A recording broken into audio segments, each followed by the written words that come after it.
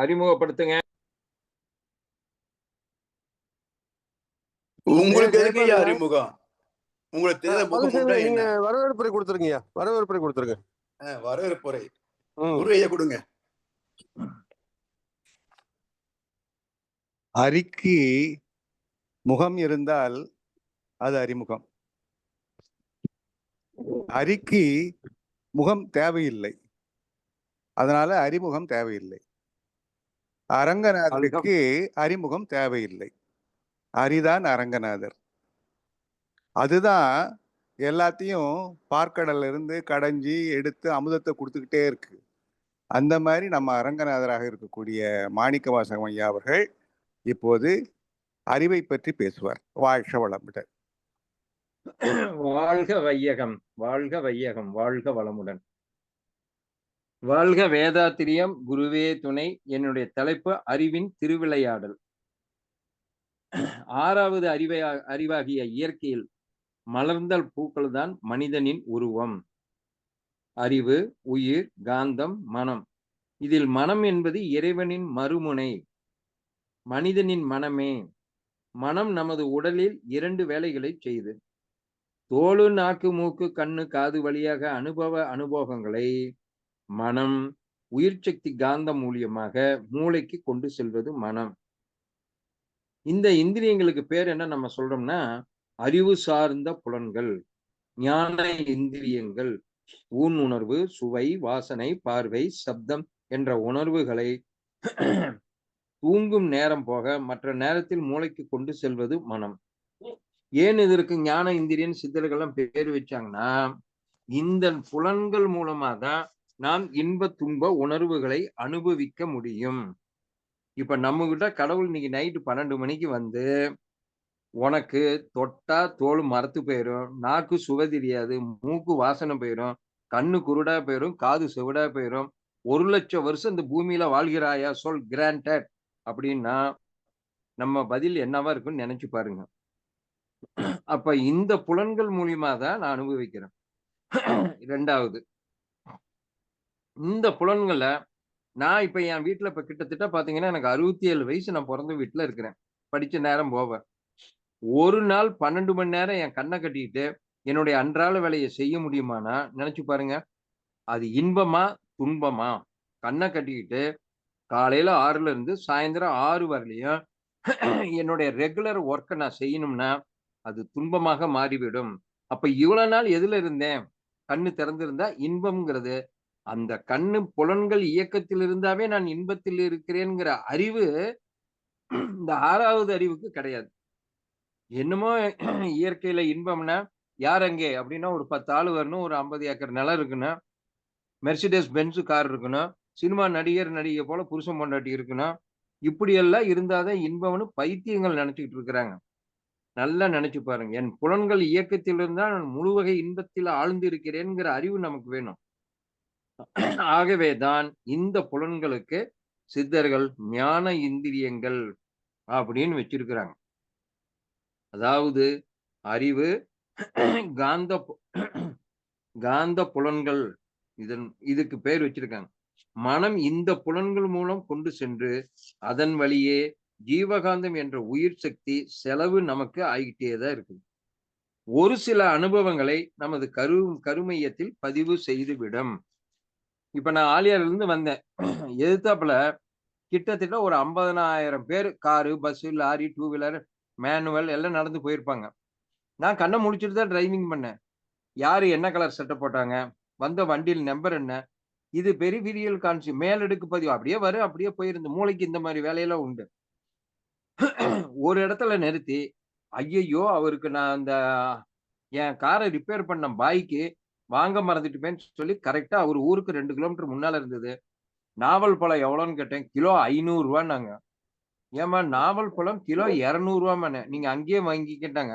அப்புறம் அவருக்கு ஆப்பிள வாங்கி கொண்டு போய் கொடுத்தேன். இப்ப அந்த நாவல் பழம் 500 ரூபாங்கிறது எனக்கு எப்படி இருக்கும்? எந்த நேரம்லாம் அங்க போறனோ அது எனக்கு பதிவாயிரும். அப்ப என் மனம் என்ன செய்யுது? பார்ப்பது வேறு, கவனிப்பது வேறு. இந்த கவனித்தல் என் ஆழ்மனதுல பதிவாயிரும்.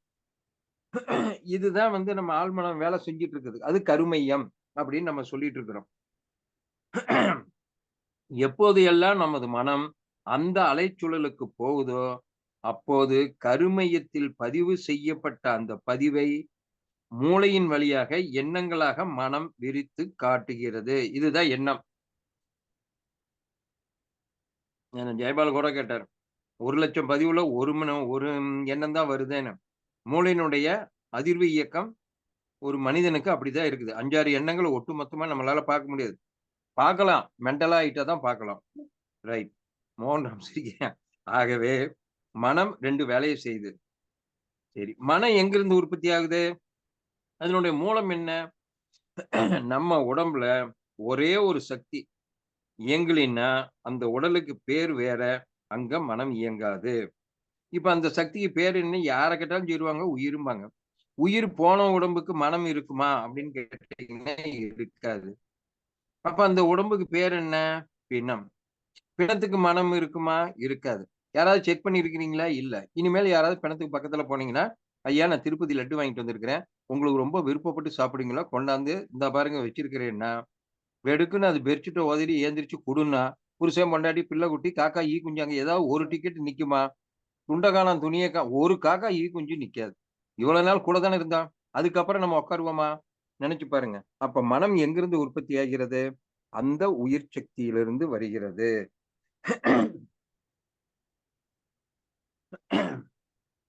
மனித உடல்ல சாதாரணமா இந்த உடம்புல இருக்கிற உயிர் சக்தி என்கிற ஜீவகாந்தம், அதிலிருந்து வருகிற காந்தலை சாதாரணமா மனிதர்களுக்கு என்ன வேலையை செய்யுது? இதுதான் சயின்ஸ்குள்ளார நுழையிறோம். சர்வ சாதாரணமா இப்ப நீங்க போட்டு பார்த்தீங்கன்னா, ஒவ்வொரு மனித உடலிலும் 100,00,000 கோடி செல்கள்ங்கிறாங்க. இது ஸ்டாட்டிஸ்டிக்ஸ், புள்ளி விவரம். நான் கேள்வி கேட்பேன். புள்ளி விவரம்னா என்ன? புளுகுனா என்ன? அப்படின்னு கேட்பேன். சார் புளுகுனா பொய் பேசுறது. புள்ளி விவரம்னா ஒரு சரியான ஒரு எண்ணிக்கையை கொடுக்குறதும்பாங்க. நான் சொல்லுவேன், ரொம்ப அலட்டிக்காதீங்க. 2 1 தான் அப்படிம்பேன். என்ன சார் அப்படிம்பாங்க.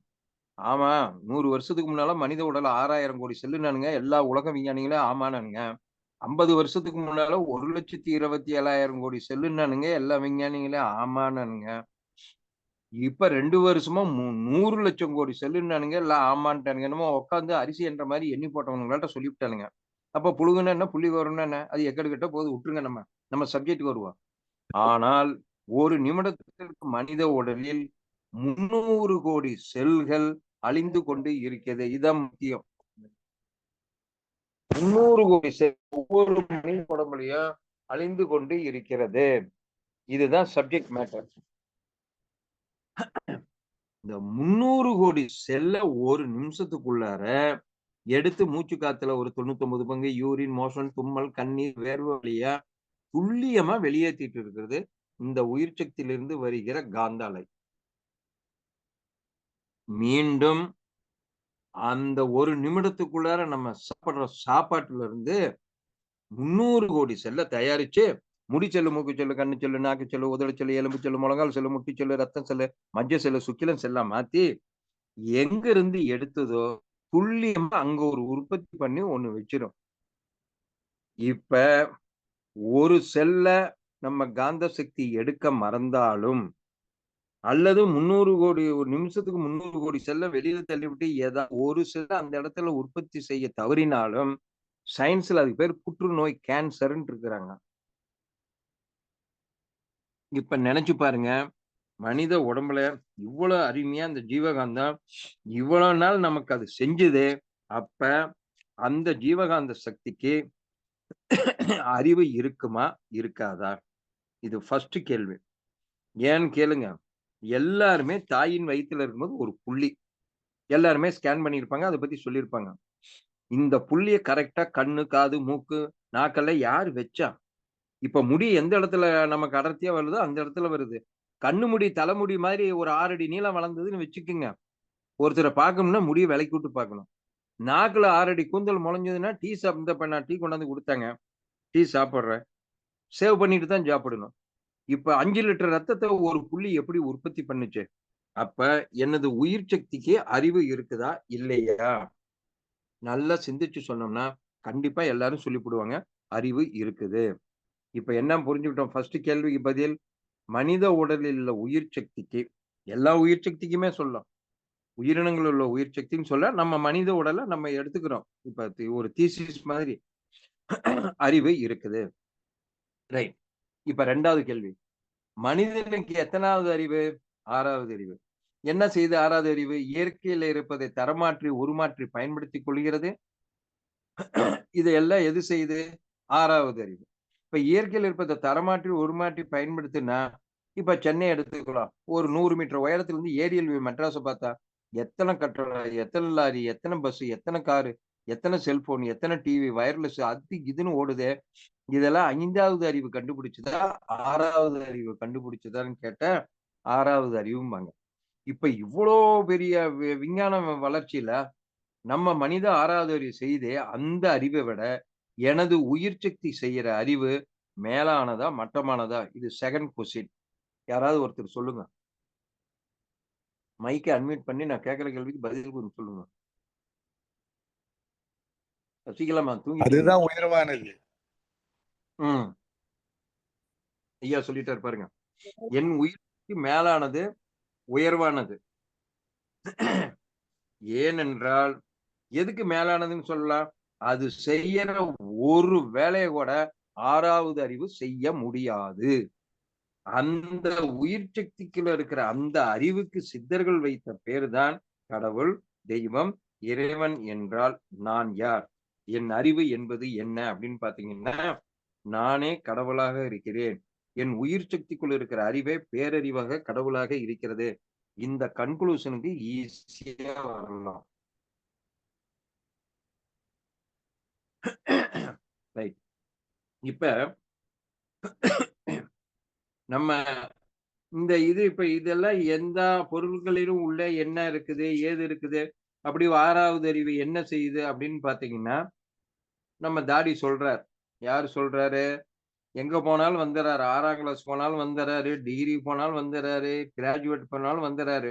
அவரு தான் சொல்றாரு. எப்பொருள் எத்தன்மை தாயினும் அப்பொருள் மெய்ப்பொருள் காண்பதுதான் 6வது அறிவே. 6வது அறிவினுடைய நோக்கம் என்ன? பொருள் வேற, உள்ள என்ன இருக்குதுன்னு பாரு. இதுதான் 6வது வேலையே. ஆனா இந்த 6வது அத தவிர மத்த எல்லா வேலையும் தெளிவா செஞ்சுட்டு இருக்குது. இப்ப நம்ம உடம்புல ஒரு சின்ன காயம் ஏற்பட்டா, ரத்தம் போயிட்டே இருந்ததுன்னா, யாராவது உயிரோட இருக்க முடியுமா? அப்ப அதுக்குள்ளார அந்த இயற்கை அறிவு, அன்பும் கருணையுமா நமக்கு என்ன செய்யுது? அங்க ஒரு வைட்டமின் கேய உற்பத்தி பண்ணி, எவ்வளோ அற்புதமா இந்த 6வது அறிவு அத அடைக்குது பாருங்க. நம்ம உடம்புக்குள்ள இருக்கிறது யாரோ இப்போ ஒரு கணக்கு போட்டு சொன்னாங்க. கிட்டத்தட்ட என்னமோ 100 கோடி ரூபா சரக்கு நம்ம உடம்புல வச்சிருக்கிறோமா. பல்லு, ஒரு பல்லு விலை இவ்வளவு, ஹார்ட் விலை இவ்வளவு, காது விலை இவ்வளவு, கண்ணு விலை இவ்வளவு. போட்டா அது என்னமோ 60 கோடியோ, 100 கோடியோ சொன்னாங்க. அது எவ்வளோ இருந்துட்டு போகுது. இவ்வளோ மதிப்ப வச்சுக்கிட்டு, எப்படிங்க இருக்கிறீங்கன்னா, என்னமோ இருக்கிறேன்.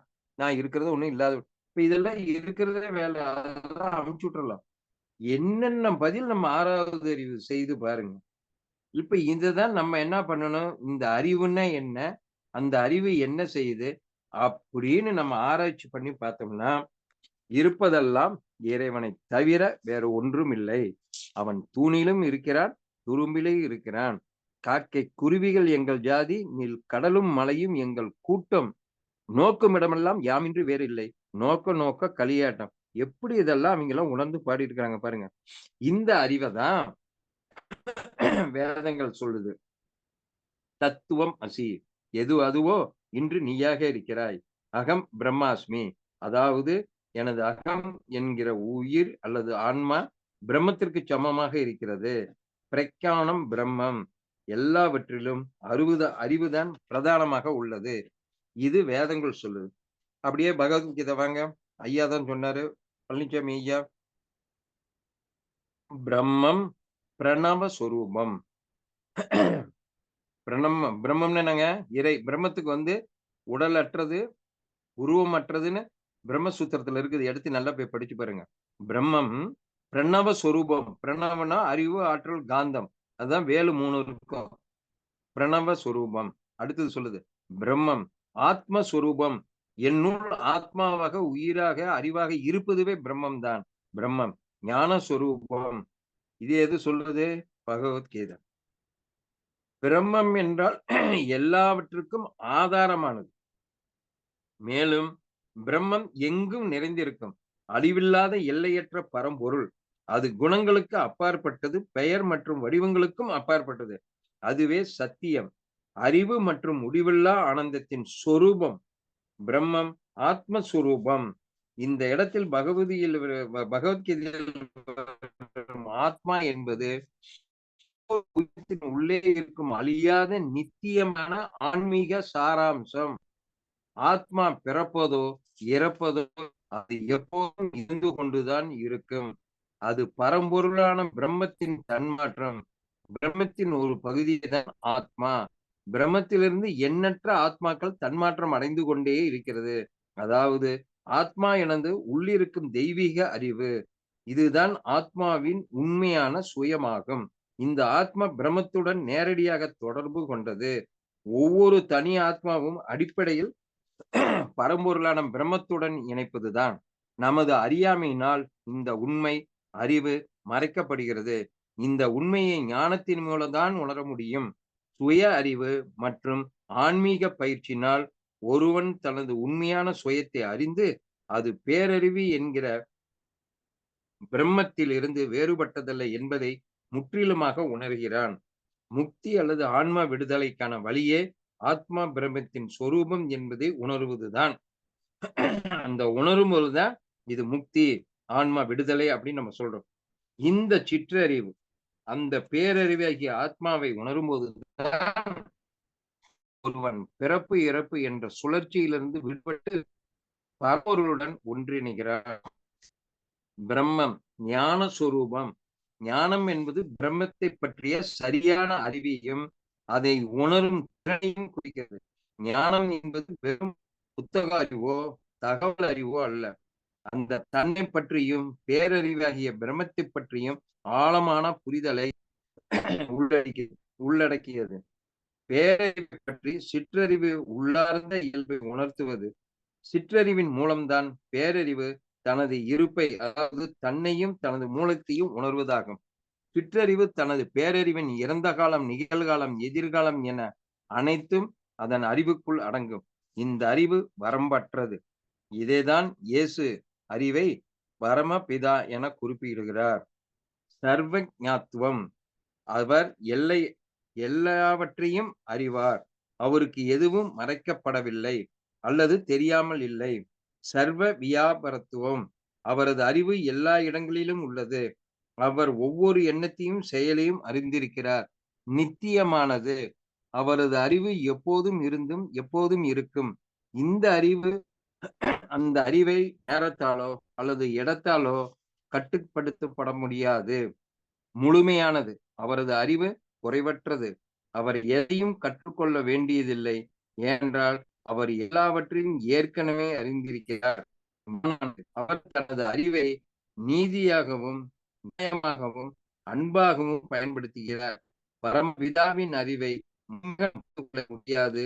அது நமது வரையறுக்கப்பட்ட மனித அறிவுக்கு அப்பாற்பட்டது. நாம் தனியாக இல்லை என்பதை அறிவது.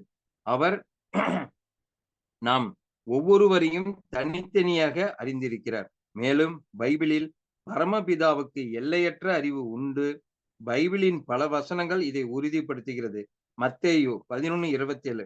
எல்லாவற்றையும் என் பிதா எனக்கு ஒப்பு கொடுத்திருக்கிறார். பிதாவை தவிர வேறொருவனுக்கு குமாரன் அறியான். குமாரனையும் குமாரன் எவனுக்கு வெளிப்படுத்த சித்தமாய் இருக்கிறானோ அவனையும் தவிர வேறொருவனும் பிதாவை அறியான். இதற்கு அவன் அனுக்கிரகம் இல்லாமல் எந்த எல்லைக்குள் யாரும் பிரவேசிக்க முடியாது. இது பாருங்க, பைபிள்ல சொல்லுது. இதைதான் மாணிக்க வாசகர் அவன் அருளால் அவன் தாள் வணங்கி. இப்ப பாருங்க, சிவபெருமானுடைய பேரறிவை இங்க குறிக்குது. அவர் கருணை இல்லாமல் அந்த பிரிமிசஸ்குள்ளார, அந்த எல்லைக்குள்ளார யாரும் நெருங்க முடியாது. அவருடைய பர்மிஷன் இருந்தாதான் நெருங்க முடியும். இது இவரு நம்ம ஆளுங்களும் தமிழ்ல சொல்றாங்க. இது பிதாங்கிற இயேசுபிரான்னு சொல்லிருக்காரு. மத்தேயு 24:36 வசனம். அந்த நாளையும் என் பிதா அறிவார். பிதாவின் எல்லையற்ற அறிவை இது எடுத்து காட்டுகிறது. இதன் மூலம் இயேசுவின் போதனைகள் மற்றும் பைபிளில் பல பகுதிகள் பிதாவின், அதாவது சுத்த வெளியின் அறிவு பூரணமானது மற்றும் எல்லையற்றது என்பதை தெளிவாக காட்டுகிறது. இதையே இஸ்லாம், குர்ஆன், பைபிளில் நபிகள் நாயகம் சொல்றார். அல்லாஹ் வானங்களையும் பூமியையும் படைத்தவன், அவன் அனைத்தையும் அறிந்திருப்பான். திருக்குர்ஆன் 6:10 வசனங்கள். நிச்சயமாக அல்லாஹ் ஒவ்வொரு பொருளையும் சூழ்ந்தறிந்த வகையில் இருக்கிறான். திருக்குர்ஆன் வசனம் 2:29. அவன் மறைவானதையும் வெளிப்படையானதையும் அறிந்தவன், அவன் மிகைத்தவன். திருக்குர்ஆன் 6:73. பூமியில் எந்த ஒரு உயிரினமும் அதன் அறிவை தாண்டி இல்லை. ஒவ்வொன்றும் எங்கே தங்கும், எங்கே அடங்கும், எல்லாமே அல்லாஹ்விடமே உள்ளது. திருக்குர்ஆன் 11:6. மனிதர்களின் எண்ணங்களையும் ரகசியங்களையும் அறிந்தவன், மனிதர்களின் உள்ளத்தையும் நீங்கள் வெளிப்படுத்துவதையும் அல்லாஹ் அறிகிறான். திருக்குர்ஆன் 5:7. நிச்சயமாக அல்லாஹ் உள்ளங்களில் உள்ள ரகசியங்களையும் அறிபவன். திருக்குர்ஆன் 50:16. அவனது அறிவு வானங்களையும் பூமியையும் சூழ்ந்துள்ளது, அவற்றை பாதுகாப்பது அவனுக்கும் சிரமமானது அல்ல. அவன் உயர்ந்தவன், மகத்துவம் மிக்கவன். திருக்குர்ஆன் 2:255. மனிதர்களுக்கு கொடுக்கப்பட்ட அறிவெல்லாம் சொற்பமே தவிர வேறு ஒன்றுமில்லை. இந்த அறிவை பௌத்த மதம், புத்தர் கூறார். அந்த விகரத தீஷ விகரத அத்த சரணா அனஞ்ச சரணா என்று பாலிய மொழியில் கூறுகிறார். உனக்கு நீயே ஒளியாக இரு, நீ உன்னையே சரணாக அடை, பிறரை சரணடையாதே. ஒவ்வொரு தனிமனிதனும் தனக்கான வழியை கண்டறியும் திறன் பெற்ற வெளிப்புற வழிகாட்டிகளையோ அல்லது அதிகாரங்கள் மட்டும் நம்பியிருக்காமல் முயற்சி நம்ப வேண்டும். உன்முக பயணம்தான் உண்மையான அறிவை உணரச் செய்யும், வெளிப்புறத்தில் இல்லை. தியானம் மற்றும் சுய பரிசோதனை மூலம் நாம் நம்முடைய உள்ளத்தை கண்டிக்க முடியும். நம்முடைய செயல்களும் எண்ணங்களும் விடுதலைக்கு நாமே முழு பொறுப்பு. மற்றவர்கள் மீது பழி போடுவதோ அல்லது அவர்களை சார்ந்திருப்பதாலோ நாம் விடுதலை பெற முடியாது. இந்த அறிவை பற்றி சீக்கியர்கள் சீக்கிய மதம் குருநானக், குரு கிரந்தக சாஹிப் இவர்கள் கடவுள் ஒருவரே என்றும் அவர் எல்லையற்ற, உருவமற்றவர், காலமற்றவர் மற்றும் எங்கு நிறைந்திருப்பவர். கடவுளை முழுமையாக புரிந்து கொள்வது மனித அறிவிற்கு அப்பாற்பட்டது. ஏகம், ஏக் ஆன்கார், இது சீக்கிய மதத்தின் அடிப்படை மந்திரமாகும். ஏக் என்றால் ஒன்று, ஒன்றும் ஓங்கார் என்பது எல்லாவற்றையும் உள்ளடக்கியது என்றும் அதன் மைய கருத்தாகும். நிர்குண மற்றும் சர்க்குண, சீக்கியர்களின் கடவுளை 2 நிலைகளில் பார்க்கிறார்கள்.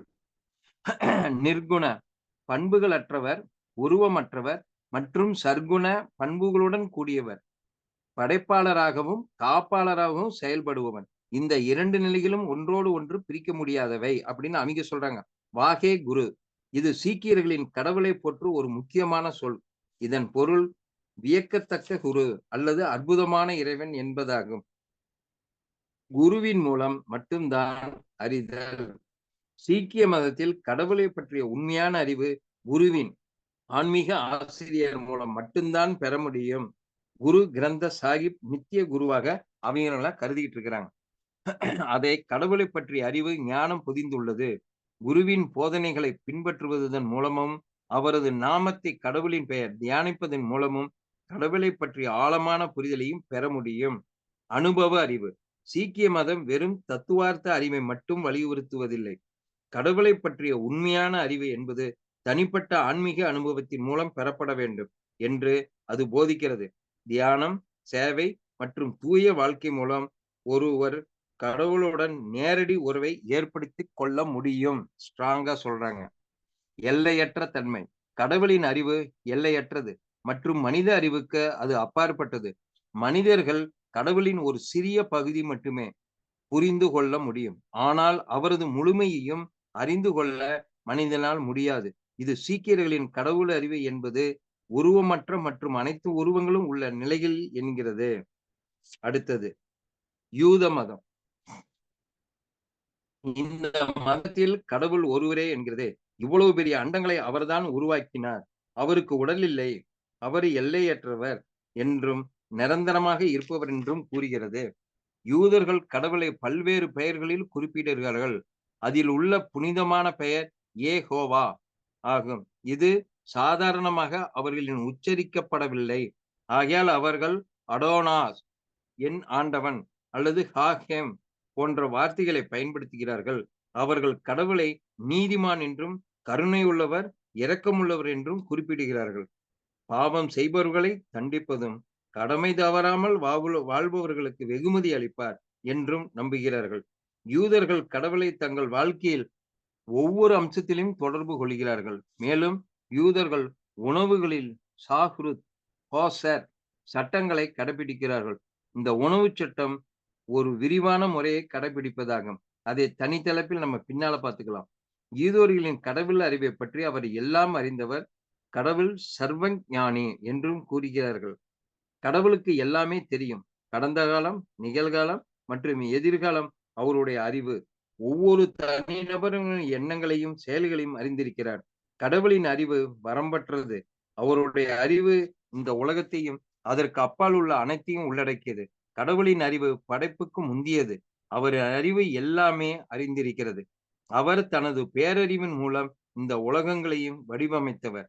அவர் அறிவு நீதியையும் நியாயத்தையும் நிலைநாட்டுகிறார்.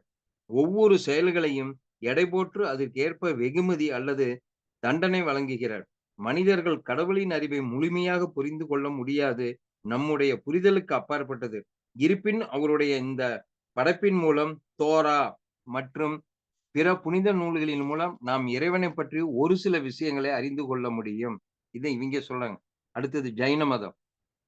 சைன மதம் ஒரு நாத்திக மதம். கடவுள் மறுப்பு கொள்கை உடையவர்கள்.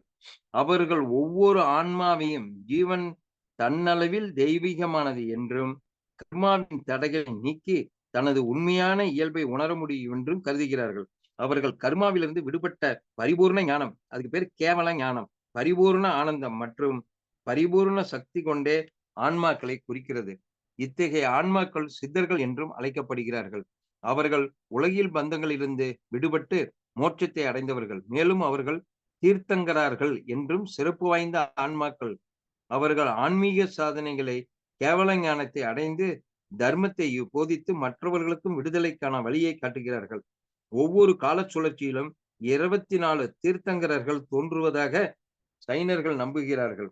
மகாவீரர் இந்த வரிசையில் 24வது தீர்த்தங்கரர் ஆவார். சைன மதத்தின் பார்வையில் கடவுளின் அறிவு என்பது கர்மாவின் தடைகளை நீக்கி தூய்மையான ஆன்மாவின் இயல்பானது. ஒவ்வொரு சீவனும் தகுந்த ஆன்மீக பயிற்சியாளர்கள் மற்றும் தவம் மூலம் இந்த பரிபூர்ண அறிவை அடைய முடியும். அடுத்தது சிண்டோ மதம். இவர்கள் கடவுளை காமி என்று குறிப்பிடுகிறார்கள். காமி என்றால் இயற்கையின் சக்திகள், ஆவிகள், முன்னோர்கள் மற்றும் மரியாதைக்குரிய நபர்கள் என்று பலவிதமான தெய்வீகமான அல்லது புனிதமான விஷயங்களை குறிக்கிறார்கள். அவர்கள் எண்ணற்ற காமிகளை வணங்குகிறார்கள். முக்கியமான காமிகள் அமதேராசு ஓமி காமி, சூரிய தேவதையின் பேரு. அவர்கள் ஜப்பானிய அரச குடும்பத்தின் மூதாதையர்கள். சுதாரு நோ மிசோடோ புயல் மற்றும் கடவுள்.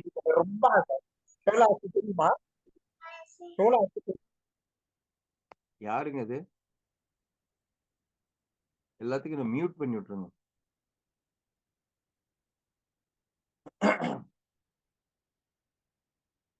சுசாரு நோ மிசோடோ புயல் மற்றும் கடவுளின் தேவதை அமதோராசுவின் சகோதரர். வாழ்க வளமுடன். இது எங்கிருந்து கிராஸ் ஆகுது லைன்? ராம எல்லாம் வெளியில வந்தாச்சு, எங்க கிராஸ் ஆகுது லைன்? சரி. சிண்டோ மதத்தின் காமியின் அறிவு என்பது உலகளாவிய மற்றும் உள்ளார்ந்ததாக கருதப்படுகிறது. இயற்கையின் ஒழுங்கு, வாழ்க்கையின் சுழற்சி மற்றும் அனைத்து உயிரினங்களையும் இடையிலான தொடர்புகளில் வெளிப்படுகிறது. காமிகள் இயற்கையின் சக்திகளாகவும் ஆவிகளாகவும் இருப்பதால் அவர்களின் அறிவு இயற்கையின் உள்ளார்ந்த ஞானத்தில் பொதிந்துள்ளது. பருவங்களின் மாற்றம், தாவரங்களின் வளர்ச்சி, விலங்குகளின் நடத்தைகள் இவை அனைத்தும் காமியின் அறிவின் வெளிப்பாடு. இயற்கையை புரிந்து கொண்டு அதனுடன் இணக்கமாக வாழ்வதன் மூலம் மனிதர்கள் காமியின் அறிவை பெற முடியும். இதை இவங்க சொல்றாங்க. அடுத்தது தாவோ ஈசம். இந்த மதத்தில் கடவுள் மற்றும் அதன் அறிவை பற்றி சற்று வித்தியாசமான கொள்கை உடையவர்கள். இதன் மைய கருத்து தாவோ. இதற்கு வழி, பாதை அல்லது இயற்கையான நியதி என்று தோராயமாக மொழிபெயர்க்கலாம். அவர்கள் கடவுளை எல்லாவற்றையும் உள்ளடக்கியது, அது பெயரிட முடியாதது, விவரிக்க முடியாத ஒரு அடிப்படை உண்மை அல்லது சக்தி என்று வணங்குகின்றன. தாவோதத்தில் தாவோதே சிங் என்ற முக்கியமான நூலின் மூலம் நாம் தாவோவை பற்றி எவ்வளவு பேசினாலும் அது ஒருபோது உண்மையான இயல்பை பிரதிபலிக்காது. அது தத்துவங்களை பேசுவதை விட உள்ளார்ந்த அனுபவத்தின் மூலம் வருகிறது. தியானம் இயற்கையுடன் இணக்கமாக வாழ்வது மற்றும் செயலற்ற செயல் அப்படின்னு சொல்லி இவங்க சொல்றாங்க. செயலற்ற செயல் என்ற கருத்தை வலியுறுத்துகிறார்கள். தன்னை அறிவதுதான் உண்மையான ஞானம். தாவோ சித்த அனைத்தையும் அறிகிறது நிகராகவில்லை அப்படிங்கிறாங்க. அடுத்தது கன்ஃபியூஷனிசம். இவர்கள் வானம் என்ற கருத்தை வலியுறுத்துகிறது. இது ஒரு தனிப்பட்ட தெய்வம் அல்ல. ஒழுக்க நெறிமுறைகள், இயற்கை நீதிகள் மற்றும் பிரபஞ்சத்தின் ஒழுங்கு ஆகியவற்றின் மூலமாக கருதப்படுகிறது. இவர்கள் ஷாங் வம்சத்தின் உடனார்ந்த தெய்வம் ஷாங்கி மற்றும் ஜோ வம்சத்தின் வானம் ஆகியவற்றை ஒன்றுக்குடன் கருதப்படுகிறது. இவர்கள் தெய்வீக விஷயங்களை விட மனித உறவுகளை மற்றும் சமூக ஒழுங்கிற்கு முக்கியத்துவம் அளிக்கிறது. இவர்கள் அறிவை பற்றி குறிப்பிடுகையில் வெறுமனே தகவல்கள் சேகரிப்பது மட்டுமல்ல, இது தார்மீக பண்பு, சுய ஒழுக்கம் மற்றும் சமூக நல்லிணக்கம் இவற்றை புரிந்து கொள்வது மற்றும் இவற்றை எப்படி செயல்படுத்துவது என்பதை உள்ளடக்கியது. உண்மையான அறிவு என்பது கடவுளின் பண்புகளை புரிந்து கொண்டு அவற்றை ஒருவரின் நடத்தையில் ஏற்றுக்கொள்வதாகும். இது இந்த மதம் சொல்லுதுங்க. வாழ்க வளமுடன். மீது என்ன 2-3 மதம் இருக்குது. நேரம் கருதி இதோட இந்த நிகழ்ச்சியை நான் முடித்துக் கொள்கிறேன். மற்ற நேரம் இருக்கும்போது இதை பத்தி இன்னும் கொஞ்சம் விரிவா பார்க்கலாம். டைம் ஆயிடுச்சுங்க. வாழ்க வளமுடன். கொஞ்சம் நேரம் எடுத்துக்கிட்டோன்னா வருத்தப்பட்டுக்காதீங்க. யாராவது கருத்துக்கள் சொல்லலாம். வாழ்த்துக்கள். வாழ்க வளமுடன். எல்லாத்துக்கும் அன்மியூட் கொடுத்தாச்சுங்க.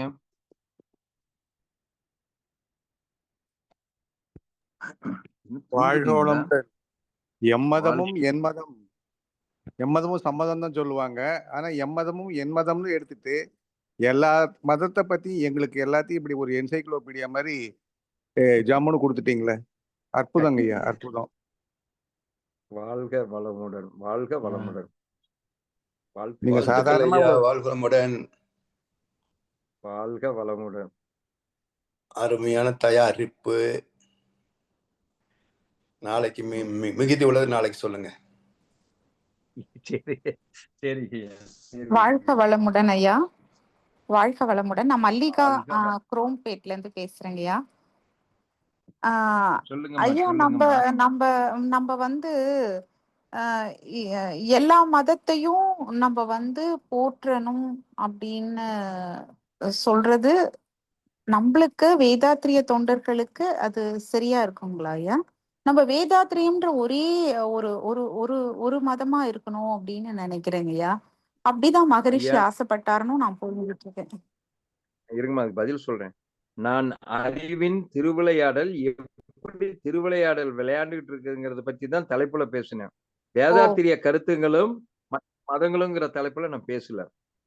இத பார்க்கும்போது எல்லாமே எத்தனை மதம் இருந்தாலும் எல்லாம் வேதாத்திரிய ஜூஸ் மாதிரி புளிஞ்சு கொடுத்துதா இல்லையா நமக்கு? ஆமாங்கய்யா. பத்தி தெரியாம நம்ம வேதாத்திரிய பார்த்தா இவர் என்ன புதுசா பேசிட்டாரு மத்த மதத்துக்காரங்க சொல்லுவாங்க. உங்க மதத்துல இருக்கிற வேதாத்திரிய ஒரு கொள்கையை தெரிஞ்சுக்கிட்டீங்கன்னா இந்த உலகத்தையே நீங்க சுத்திட்டு வரலாம். எல்லா மதமும் இதுக்குள்ளார அடக்கம். அத தெரியாம ஈதோ மதம் என்ன சொல்லுது, கிறிஸ்துவ மதம் என்ன சொல்லுது, சீக்கிய மதம் என்ன சொல்லுது, நம்ம பாட்டுக்கு பேசிட்டு இருந்தா சீக்கிய மதம் என்ன சொல்லுதுன்னு யாராவது ஒருத்தர் சொல்லுங்க. அவங்க குருநானக் என்ன சொல்லி இருக்கிறாரு, அப்ப அவரு அறிவை பத்தி என்ன பேசினாரு அப்படின்னு தெரிஞ்சாதான் நான் சயின்ஸ்குள்ளார போக முடியும். இது ரிசர்ச்சுக்காக தயாரிக்க ஒரு உரைநடை. இது என்ன மாத்தி எழுதணுமா? டைம் இல்ல. ஓகேங்கய்யா, ஓகேங்கய்யா. எனக்கு ஒன்றும் இல்லை. நம்ம வந்து எனக்கு இன்னும் இந்த மாதிரி ஒரு சில டவுட்ஸ் எல்லாம் இருக்கு. அது நாம பொது வழியில கேட்கலாமா அப்படின்னு கூட எனக்கு தெரியல. அதுதாங்கய்யா. சரிங்க.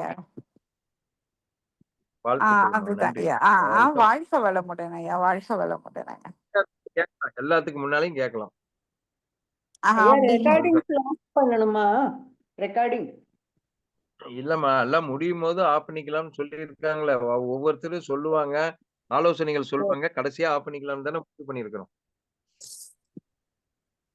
நான் நார்மலா ஐயா வாழ்க வளமுடன் ஐயா. நார்மலா இப்போ நம்ம மகரிஷி என்ன சொல்லியிருக்காங்க அப்படின்னாக்கா, சிறு அதாவது ஒரு உருவ வழிபாடு, சிலை வழிபாடு அப்படின்றதே சிறு பிள்ளை விளையாட்டுன்னு சொல்லி வச்சிருக்காங்க. ஆனா அவங்களே என்ன சொல்றாங்கன்னாக்கா, ஒரு 14 இயர்ஸ் வரைக்கும் 14, 13 வயது வரைக்கும் வந்து குழந்தைகளுக்கு ஒரு பக்தி மார்க்கத்துல நம்ம இருக்கணுங்கிறது அவசியம்னு சொல்லியிருக்காங்க. ஸோ குழந்தைகள் பக்தி மார்க்கத்துல இருக்கணும் அப்படின்னா, பெரியவங்க அதுல இருந்தாதான் குழந்தைகள் அதுல அவங்கள பார்த்து அதுல வர முடியும். அப்போ இல்லம்மா, நம்ம இதுக்கு எப்படி? இருங்கம்மா. அது வந்து தனிப்பட்ட முறையில நம்ம கேள்வி பதில் இப்ப நான் பேசுற தலைப்ப ஒட்டி உங்க கருத்துக்கள சொல்லுங்க. நான் பே ஓகேங்கய்யா. நீங்க நான் அதுதான். இப்போ எல்லாம் ஓகேங்கய்யா. எல்லா மதத்த பத்தியும் நீங்க வந்து நார்மலா வந்து இதுல இருந்தது வந்து எல்லாத்தோட இதுவும் கலந்து தான் நம்ம வேதாத்திரியத்துல இருக்கு அப்படின்னு சொல்றீங்க. ஓகேங்கய்யா. அம்மா, வாழ்க வளமுடன் ஐயா. வாழ்க வளமுடன் ஐயா. நீங்க நன்றி சொல்றது ஐயா. நீங்க சொல்றது நம்பிக்கையில நம்ம எல்லாரும் பக்தியில இருந்தா கொஞ்சம் குழந்தைங்களுக்கு நம்பிக்கை வரும். ஓகே. சிந்தனை ஆற்றல் 14 வயசுக்கு மேல நீ என்ன செஞ்சா அதுல என்ன உண்மை இருக்குது அப்படின்னு ஆராய்ச்சி பண்ணுனா முழுமை அடையலாம். அதுதாங்க ஐயா. அதுதான் கரெக்ட். அது வந்து நம்ம சிந்தனை செஞ்சு அதுதான் பழம் பழுத்தா விழற மாதிரி, ரணம் மாறினா அந்த பக்கு விழற மாதிரி தன்னால நம்ம அறிவு ஏற்பட்டா அவங்கவங்க தெளிவு நிலை அடைஞ்சிடுவாங்க. ஆனா அதுதான் வந்து எப்படி நம்ம பெரியவங்க எல்லாரும் நம்ம பக்தி மார்க்கத்துல இருந்தா தானே குழந்தைகள் அதுக்கப்புறம் பக்தி மார்க்கத்துல கொஞ்ச நாளானா கொஞ்சம் வருஷமானா இருப்பாங்க. அது எனக்கு நீங்கள பேச கொஞ்சம் அண்டர்ஸ்டாண்ட் ஆகலைங்கய்யா. நான் அப்புறமா அதை பேசிக்கலாங்கய்யா. சாரிங்கய்யா. வாழ்க நான் வளமுடன். ஐயா, நாளைக்கு குரு ஐயா இந்த தலைப்பில் பேசிடுவோம். சரிங்க. ஏன்னா அம்மா கேட்ட கேள்விக்கு வந்து கொஞ்சம் நீண்ட விளக்கம் இருக்கு. அது ஷார்ட்கட்டா ஒன் வேர்டு அல்ல சொல்ல முடியாது. குரு ஐயா நாளைக்கு அதை பத்தி பேசலாம். பத்தி பேச சொல்லிடலாங்க. ஆ, வாழ்த்து. அடுத்தது கருத்துகள். ஐயா வாழ்க வளமுடன் ஐயா. வாழ்க வளமுடன். சிறப்பா இருந்துச்சுங்க ஐயா. இவ்வளவு மதங்கள் இருக்குதுன்ட்டு கொடுத்துருக்குறீங்க. இவ்வளவு மதங்கள், கேள்விப்படாத மதங்கள் கூட நிறைய இதுல நீங்க தேடி எடுத்திருக்கீங்க. ரொம்ப சிறப்புங்க ஐயா. எனக்கு ஆன்ம விடுதலைன்னா என்னங்க ஐயா? ஆன்ம விடுதலை மறுபிறவி எடுக்காதம்மா. ம் ஆன்ம மறுபிறவி விடுதலை அப்படின்னா எடுக்காது. ஆமா, ஆன்ம விடுதலை அப்படின்னா பிறவி எடுக்காது. அவங்க ஐக்கியமாயிருவாங்க. ஞானத்தின் உச்ச நிலைமைக்கு போயிருவாங்க. அந்த ஞானம்ங்கிறது வடமொழி சொல்லுக்கு சுத்தமான திருவள்ளுவர் சொல்றாரு, அருமையா சொல்றாரு. வாளறிவு அப்படிங்கிறார். வாளறிவன் நற்றால் தொழார் எனின்கிறார். இந்த ஞானங்கிறதுக்கு அந்த மாதிரி அறிவுங்க, உயர்ந்த அறிவு நம்ம வந்துருச்சுன்னா அந்த ஆன்மா மறுபிறவி எடுக்காது. எல்லாத்தையும் ரசிச்சுக்கும். அத வந்து அந்த காலத்துல வந்து ஜீவ சமாதி அப்படின்னு சொல்லுவாங்க. சில பேர் என்னமோ நட்சத்திரமா புராண கதை பார்த்தா இவர் நட்சத்திரமாக மாறிவிட்டார், சூரியனாக மாறிவிட்டார், இப்படி ஒரு கதைகள்லாம் சொல்றாங்க. அதை நம்ம விரிவா பேசுவோம். சரிங்கய்யா. நன்றிங்க. வாழ்க வளமுடன். வாழ்க வளமுடன். வாழ்த்துக்கள் அனைவருக்கும் நன்றி. முடிச்சுக்கலாங்களா? 38 பேர் கலந்துருக்காங்க. ஒருத்தர் கூட வாயை திறக்கலையே.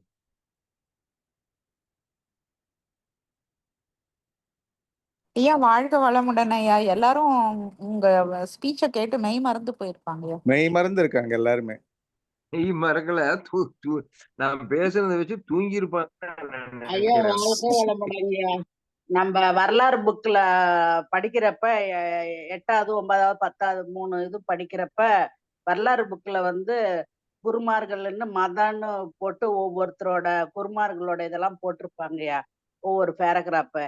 இப்ப எனக்கு அதெல்லாம் நினைவு வந்துச்சுங்கய்யா. நீங்க குருநானக்ல இருந்து கபீர்ல இருந்து ஒவ்வொருத்தரை பத்தியா நீங்க சொன்னது அதெல்லாம் ஞாபகம் வந்துச்சுங்கய்யா. மகாவீரரை பத்தி, புத்தரை பத்தி, எல்லாத்த பத்தியும் சொன்னது எனக்கு அது ஒரு நினைவா அந்த 10வது புக் ஒரு வரலாறு புக் வச்சிருக்கிறேங்கய்யா. அதுல பாக்கணும்னு ஒரு நினைவு வந்துச்சுங்கய்யா. வாழ்க வளமுடன். வாழ்க வளமுடன். ஐயா ஹேண்ட் ரைஸ் பண்ணாதீங்க. மைக்கை அன்மியூட் பண்ணி நீங்க பாட்டு வித்தியில இறங்குங்க. ஐயா வாழ்க வளமுடன். சிறப்பான சிந்தனை ஐயா. நீங்க சமயங்களை பற்றி நிறைய இன்னும் ஒரு படி உயர்வா நிறைய புரிதலா தந்திருக்கிறீங்க. இன்னமும் கூட மற்ற கடைசி பாகத்தையும் கேட்கறதுக்கு ஆசையா இருக்கு ஐயா. வாழ்க வளமுடன். நான் அறிமுகம் சொல்லும் போதே நினைச்சேன், ஐயாவை பத்தி அறிமுகம் சொல்லும் போதே இத்தனை மதங்களையும் அறிமுகம் பண்ணியிருக்காரு பாருங்க. போட்டு தாக்குங்க. பேசுறாரு எனக்கு நினைச்சு சிரிப்பு தான். ஐயோ! எல்லாத்தையும் இந்த பேர் தெரியாத மதம்னு சொன்ன மாதிரி எல்லா மதங்களை பற்றிய அறிமுகம், அதனுடைய ஆழமான கருத்து, அதனுடைய வேதங்கள், அதனுடைய தத்துவங்கள், அவங்க என்ன சாமி கும்பிடுறாங்க, இது எல்லாம் என்ன சொல்ல வருது அப்படின்னு இந்த ஷார்ட்டா இந்த சமயத்துக்குள்ளோர சமயமா ஜம்முன்னு சொல்லி முடிச்சிட்டார். வாழ்க வளமுடன். ஐயா, ஒரே ஒரு ஒரு பழமொழி சொல்லுவாங்க. கோல் எடுத்தால் குரங்கு ஆடுகிற மாதிரி, நீங்கலாம் கோல் எடுத்தாதான் இந்த குரங்கு ஆட ஆரம்பிக்கும். இல்லைன்னா அது அப்ப அமைதியா தூங்கிட்டு இருக்கும். உங்ககிட்ட தான் இருக்குது ஆற்றல்லாம். நீங்க ஒரு 6, 7 பேர் இருக்கிறீங்க. கோல் எடுத்து 2 சுத்து சுத்துனீங்கன்னா, இந்த குரங்கு தானா ஆட ஆரம்பிச்சிடும். உங்ககிட்ட தான் இருக்குது மேஜிக் ஸ்டிக்கு. நீங்க தான் அத பயன்படுத்தணும். வாழ்க வளமுடன். நன்றிங்க ஐயா. வாழ்த்துக்கள். அனைவருக்கும் நன்றி. வாழ்த்துக்கள். மணி 9:01. 200 கிலோமீட்டர் ஓட்டியிருக்கிறேன் டிரைவிங்க. அப்படியே அலுப்பா இருக்குது. தூங்கலாம்னு நினைக்கிறேன். அனுமதி கொடுத்தால் க்ளோஸ் பண்ணிக்கலாம். பிரம்மஞானம் ஐயா ஐயா ஆ, பிரம்மஞானத்து பிரம்மஞானத்துக்கு பிரம்மஞானத்தை இப்படி ஜம்முன்னு சொல்லி முடிச்சிட்டீங்களா? சூப்பரா. அங்கே திருச்சி பாரதிதாசன் யூனிவர்சிட்டி வாழ்க வளமுடன் ஐயா, வாழ்க வளமுடன், வாழ்க வளமுடன் ஐயா. நல்லா 3 நாள் ஆழியார்ல இருந்து நல்லா உள்ள வாங்கிட்டு வந்தீங்க, நல்லா சொல்லிட்டீங்கய்யா. நல்லா 3 நாள் ஆழியார்ல இத்தனை சிந்தனை பண்ணிருக்கீங்க. வாழ்க வளமுடன். மதங்கள் இத்தனை மதங்கள் இருக்குன்னு நீங்க சொன்ன பிறகுதாங்க இத்தனை மதங்கள் இருக்குதுன்னே புரிய வந்தது. நான் எல்லா மதங்களும் அந்த அறிவை பற்றி தெய்வத்தை பற்றி தான் எல்லா மதங்களும் சொல்லியிருக்காங்க. ஆனா மகிழ்ச்சி நம்மளுக்கு அதை எளிமையா புரியும்படி சொல்லியிருக்காங்க. அதுதான் நம்ம மகிழ்ச்சியோட கருத்து. நான் ஒரு பாடல் அதுக்காக சொல்லிடுறேங்க. ஒரு பாடல் சொல்லி சொல்லுங்கம்மா. அதுக்காக தான் நீங்க வந்திருக்கீங்க. சொல்லுங்க. நான் என்றால் உடல், உயிர், மனம், அறிவு 4 நல்லிணைப்பால் கூடும் ஒரு அலைக்குறிப்பே. ஊனுடலே உணர்ச்சிகளின் ஏற்றத்தாழ்வு. உயிர் துகளோ பரிணாமத்தில் வந்த ஆன்மாவின் சரித்திரத்தின் சுருக்க வித்து. அவ்வித்துக்கு வித்தாம் அருட்பேராற்றல். அது எப்படி இருக்கு? வான் அடங்கி சூழ்ந்த அகன்ற உயர்ந்த மெய். வாழ் அறிவாம் அகத்து அதிவாம் அனைத்துக்குள்ளும். வாழ் அறிவாம் அகத்து அதிவாம் அனைத்துக்குள்ளும் அப்படின்னு இப்ப அறிவு எல்லாத்துக்கிட்ட வாழறிவா அகத்துல அதுதான் அப்படின்னு சொல்லியிருக்காங்க. மகிழ்ச்சி பாடல். இது ஒண்ணு போதுங்கம்மா. இது ஒண்ணு போதும். எல்லா இல்ல அத எவ்வளவு அற்புதமா மகிழ்ச்சி சொல்லிருக்காங்க. அதாங்கய்யா. வாழ அறிவா நினைச்சு ரசிச்சு லயமா கேட்கும் போதே ஆனந்தத்தை கொடுக்குதே. அது எப்படி வான் அகன்று உயர்ந்த மெய் அதான் உயர்வான மெய். அதை விட வேற ஒண்ணு இல்ல. ஆனாலும் அது எப்படி இருக்கு? வாழ அறிவாம் அகத்து அதுவாம் அனைத்துக்குள்ளும். இதை விட பொருள் எப்படிங்க இருக்கும்? இதுதாம்மா வேதாத்திரி. முழுமையான வேதாத்திரி இந்த ஒரு பாட்டு. அவ்வளவுதான். இந்த ஒரே ஒரு பாட்டு மகரிஷி எல்லா இடங்களிலும் சொல்லக்கூடிய ஒரே ஒரு விஷயம் இதுதான். இத ரொம்ப விளக்கமா இந்த ஒரு பாட்டுக்கே சொல்லி முடிச்சிட்டாரு. வார்த்தைக்கு வார்த்தை அப்படியே ஆனந்தமா இருக்கு. அது உயிர் பரிணாமத்தில் வந்த ஆன்மாவின் சரித்திரத்தின் சுருக்க வித்து. வார்த்தைகள் எல்லாம் எப்படி போட்டிருக்காங்க? அது இறைவனின் குரல்மா. ஏன்னா அகத்தது இருக்கு இல்லையா? இதத்தான் திருக்குறள்ல ஐயப்படாது அகத் உணர்வானை தெய்வத்தோடு ஒப்புக்கொள்ளுன்னு சொல்லிட்டாங்க. ஆமாங்க. ஆமா. வாழ்க வளமுடன். மேரேஜ் நல்லபடியா நடந்ததா? வாழ்த்துக்கள். வாழ்க வளமுடன். நல்லா முடிஞ்சதுங்க. பொண்ணு மாப்பிள்ளை எல்லாம் நன்றி. வாழ்க வளமுடன். வாழ்க வளமுடன். வாழ்க வளமுடன். நன்றிங்க மகாராஜலட்சுமி அம்மா. வாழ்த்துக்கள். வாழ்க வளமுடன். வாழ்க வளமுடன். நன்றிகள் ஐயா. உங்களுக்கு தான் நன்றிகள் சொல்லணும். உங்க மூலியமா தான் நம்மளுக்கு சிந்தனை ஐயா சொன்ன மாதிரி நீங்க பெரம்படுத்து ஐயா ஆற்ற மாதிரி எங்களுக்குள்ள ஒரு தூண்டுதலை கொடுக்கறதே நீங்க ஐயா பழனிசாமி ஐயா, நீங்க ஜெயபால் ஐயா, இவங்க மூலமா எங்களுக்கு ஒரு தூண்டுகோள்ங்க ஐயா. அவ்வளவுதான். வாழ்க வளமுடன். நன்றிகள் ஐயா. அனைவருக்கும் நன்றி. வாழ்த்துக்கள்மா. வாழ்க வளமுடன். வாழ்க வளமுடன். அனைவருக்கும் நன்றி. மீண்டும் நாளை காலை சந்திப்போம். வாழ்க வளமுடன்.